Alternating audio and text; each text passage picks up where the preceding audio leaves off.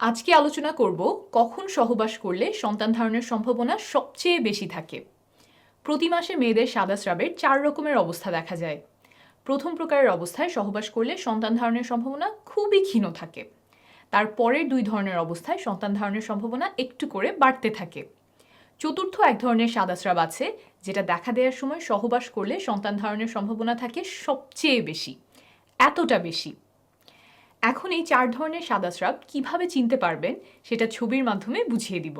প্রথম অবস্থা হচ্ছে মাসিকের ঠিক পরে যখন কোনো সাদা স্রাব যায় না, মাসিকের রাস্তাটা খুব শুকনো শুকনো মনে হয়, তখন গর্ভধারণের সম্ভাবনা প্রায় শূন্যের কাছাকাছি, 0.3%। এর পরের অবস্থায় মাসিকের রাস্তা হালকা ভেজা মনে হয়, কিন্তু আপনি চোখে কোনো সাদা স্রাব দেখেন না বা হাতেও ধরতে পারেন না, তখন গর্ভধারণের সম্ভাবনা থাকে 1%-এর একটু বেশি, 1.3%। প্রথম এই 2 অবস্থা সবার মধ্যে দেখা যায় না, বিশেষ করে যাদের মাসিকের সাইকেল ছোট, তাদের ক্ষেত্রে এই 2 অবস্থা মাসিকের সময়েই হয়ে যেতে পারে। তৃতীয় ও চতুর্থ অবস্থা যেটা বলবো সেটা প্রায় সবার ক্ষেত্রেই দেখা যায়। তৃতীয় অবস্থায় ঘন সাদা স্রাব যায়, সেটা আঙুলের সাথে আঠালো হয়ে লেগে থাকে, কিছুটা এমন। তখন গর্ভধারণের সম্ভাবনা বেড়ে 2.5%-এর কাছে চলে আসে। চতুর্থ অবস্থায় সাদা স্রাব খুব পাতলা এবং পিচ্ছিল হয়, কাঁচা ডিমের সাদা অংশ যেমন মসৃণ আর পিচ্ছিল হয়, কিছুটা তেমন দেখতে স্বচ্ছ। আর সেই সাদা স্রাব 2 আঙুল দিয়ে টেনে বড় করা যায়, কয়েক ইঞ্চি বড় করলেও ভাঙে না, ছবিতে যেমন দেখছেন।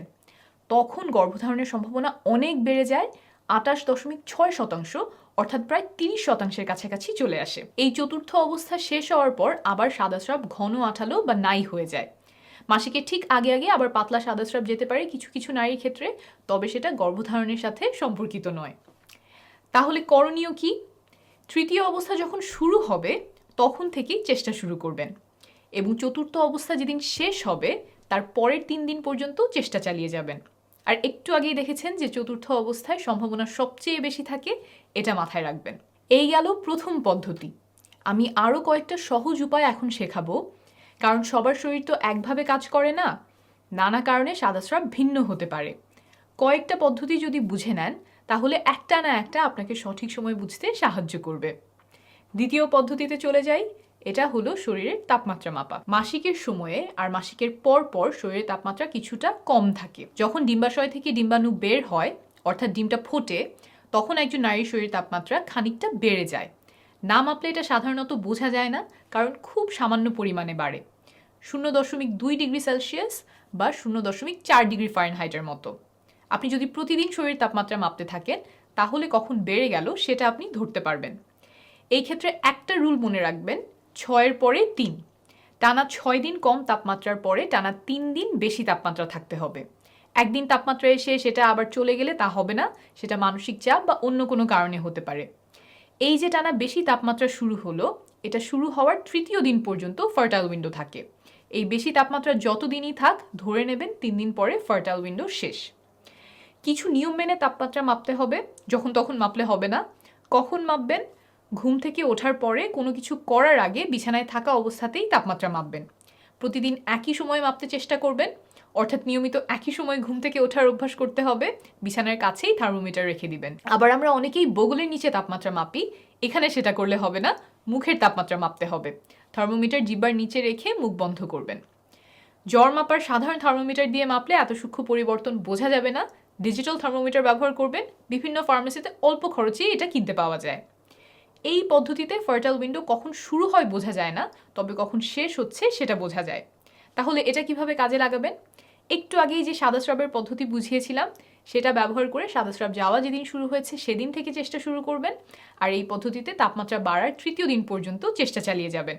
তাহলে গর্ভধারণের সবচেয়ে সম্ভাবনাময় সময়টুকু কাজে লাগানো হলো। পরের পদ্ধতিতে যাওয়ার আগে একটু বোঝাই কেন মাসের একটা সময়ে সন্তান ধারণের সম্ভাবনা এত বেড়ে যায়। একজন নারীর শরীরে 2টা ওভারি বা ডিম্বাশয় থাকে। প্রতি মাসেই এখানে একটা করে ডিম্বাণু পরিপক্ক হয়।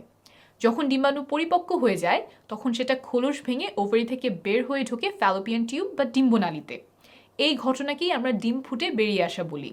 যে ডিম্বাণুটা বের হয়ে আসলো এটা এখন সন্তান ধারণে সক্ষম। ফ্যালোপিয়ান টিউব বা ডিম্বনালীতে যদি পুরুষের শুক্রাণু আগে থেকেই এসে বসে থাকে তাহলে সেটা ডিম্বাণুর সাথে মিলিত হয়, আর ডিম্বাণু এবং শুক্রাণুর মিলন হলেই কেবল তা গর্ভধারণে সক্ষম।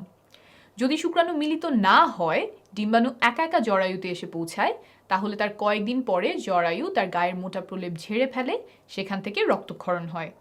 এই ঘটনাকেই আমরা বাইরে থেকে মাসে মাসে ঋতুস্রাব বা মাসিক হিসেবে দেখে থাকি।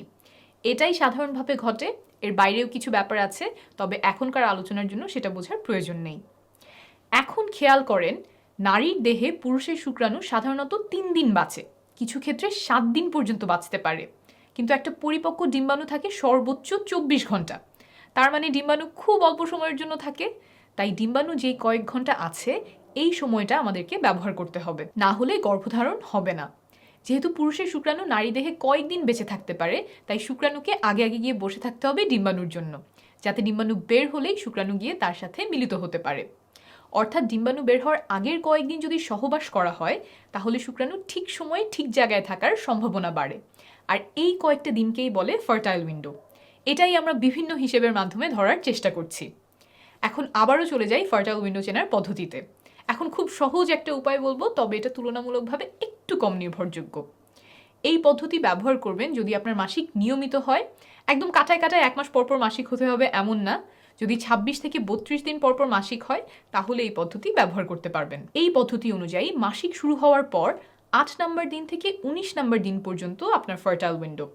অর্থাৎ যদি 1 তারিখে মাসিক শুরু হয়, তাহলে 8 তারিখ থেকে 19 তারিখ পর্যন্ত সময়টাতে আপনার গর্ভধারণের সম্ভাবনা সবচেয়ে বেশি থাকবে। তবে শুধুমাত্র এই পদ্ধতি ব্যবহার না করে সাথে অন্য পদ্ধতিও মিলিয়ে ব্যবহার করার চেষ্টা করবেন, কারণ সবসময় যে 8 নম্বর থেকে 19 নম্বর দিনের মধ্যেই ডিম্বাণু বের হবে এমন নয়। এই জন্যই অন্য পদ্ধতিগুলিও বুঝিয়েছি। এখন চলে আসি 4 নম্বর পদ্ধতিতে।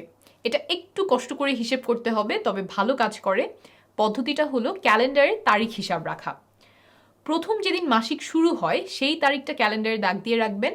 মাসিক কবে শেষ হলো সেটা দাগানোর প্রয়োজন নাই। এরপরে আবার যেদিন মাসিক শুরু হবে ক্যালেন্ডারে সেই তারিখটা দাগ দিবেন। এই দুইটা তারিখের মধ্যে যত দিনের পার্থক্য, সেটাই আপনার মাসিকের সাইকেলের দৈর্ঘ্য। ধরেন আপনার মাসিক শুরু হলো 1 তারিখ, তারপর আবার মাসিক হলো সেই মাসেরই 29 তারিখ। তাহলে 1 তারিখ থেকে সাইকেল শুরু হয়েছে, 28 তারিখে শেষ, 29-এ আবার নতুন সাইকেল শুরু। তাহলে এবার আপনার সাইকেল ছিল 28 দিনের। এভাবে অন্তত 6 মাস ধরে আপনার মাসিকের হিসাব রাখতে হবে। সবগুলোর দৈর্ঘ্য হয়তো একই হবে না, কোনোটার আসবে 33 দিন, কোনোটার 26 দিন।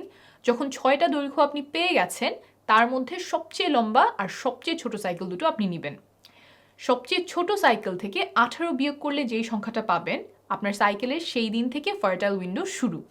আর সবচেয়ে লম্বা সাইকেল থেকে 11 বিয়োগ করলে যেই সংখ্যাটা আসবে, সেই দিন আপনার ফার্টাইল উইন্ডোর শেষ দিন। একটা উদাহরণ দিয়ে বোঝাই। ধরা যাক আপনার সবচেয়ে ছোট সাইকেল হচ্ছে 26 দিনের। এখান থেকে 18 বিয়োগ করলে হলো 8, অর্থাৎ আপনার সাইকেলের 8ম দিন থেকে ফার্টাইল উইন্ডো শুরু। তারপর ধরেন আপনার সবচেয়ে লম্বা সাইকেল হচ্ছে 33 দিনের। 11 বিয়োগ করলে হয় 22, অর্থাৎ আপনার সাইকেলের 22তম দিন হচ্ছে শেষ দিন। তাহলে মাসিক শুরু হওয়ার পরে 8 নম্বর দিন থেকে 22 নম্বর দিন হলো আপনার ফার্টাইল উইন্ডো। এর যে কোনো একদিন আপনার ওভারি থেকে ডিম্বাণু বের হওয়ার সম্ভাবনা আছে, তাই এই সময়টাতে সহবাস করলে শুক্রাণু আগে আগে গিয়ে ডিম্বাণুর জন্য বসে থাকতে পারবে। মাসিকের সাইকেল হিসাব করার সময় সাধারণত 2টা ভুল দেখা যায়। 1, মাসিক শেষ হওয়ার দিন থেকে অনেকে গোনা শুরু করে, কিন্তু হিসাব করতে হবে যেদিন মাসিক শুরু হলো সেই দিন থেকে। 2, অনেকে পরের মাসিক শুরু হওয়ার দিনটাও গোনে। পরের মাসিক যেদিন শুরু হলো সেদিন থেকে কিন্তু নতুন সাইকেলের হিসাব করতে হবে। ফার্টাইল উইন্ডো চেনার আরও অন্যান্য কিছু উপায় আছে। বাজারে ওভিলেশন কিট পাওয়া যায়, যেগুলো কিছুটা প্রেগনেন্সি টেস্টের মতো প্রস্রাবে হরমোনের লেভেল মেপে বলে দেয় কখন ডিম্বাণু বের হয়ে আসতে পারে। সেগুলোও ব্যবহার করতে পারে, তবে দাম তুলনামূলকভাবে বেশি। মোবাইল ফোনে কিছু অ্যাপ পাওয়া যায়, যেমন ক্লু, গ্লো ইত্যাদি। মাসিকের তারিখ বসালে তারা ফার্টাইল উইন্ডো হিসাব করে দেয়, তবে এই সবগুলো অ্যাপই নির্ভরযোগ্য না। ব্যবহার করলে আপনার সাইকেলের দৈর্ঘ্য সম্পর্কে একটা ধারণা পেতে পারেন। এছাড়াও ডিম্বাণু বের হওয়ার পরে স্তনে বা তলপেটে ব্যথা হতে পারে, পেট ফাঁপা লাগতে পারে, তবে এই লক্ষণগুলো ব্যবহার করে ফার্টাইল উইন্ডো বের করা নির্ভরযোগ্য নয়।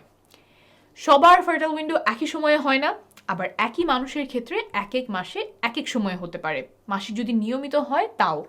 তাই নিজের শরীরের লক্ষণগুলো যেমন তাপমাত্রা, সাদা স্রাব, এগুলোর দিকে খেয়াল রাখলে সময়টা আরও ভালোভাবে চিনতে পারবেন। যতগুলো পদ্ধতি বললাম, এগুলোর কোনোটাই একদম নিশ্চিত করে বলতে পারবে না যে এই সময়েই ডিম্বাশয় থেকে ডিম্বাণু বের হয়ে এসেছে এবং এর মধ্যে সহবাস করলে বাচ্চা হবেই। তবে পদ্ধতিগুলো অনুসরণ করলে, বিশেষ করে কয়েকটা পদ্ধতি সমন্বয় করলে সন্তান ধারণের সম্ভাবনা অনেকটা বাড়বে। মনে রাখবেন, নিয়মিত সহবাস করলে, অর্থাৎ 1 দিন বা 2 দিন পরপর সহবাস করলে 1 বছরের মধ্যে 80%-এরও বেশি দম্পতি সফল হন। তাই 3-4 মাস চেষ্টা করে সফল না হলে ঘাবড়ে যাবেন না, সময় লাগতে পারে। 1 বছর নিয়মিত চেষ্টা করার পরেও সফল না হলে ডাক্তারের পরামর্শ নিবেন। আর নারীর বয়স যদি 35-এর বেশি হয় তাহলে 6 মাস চেষ্টা করার পরেই ডাক্তারের শরণাপন্ন হবেন। আপনার সফলতা কামনা করছি।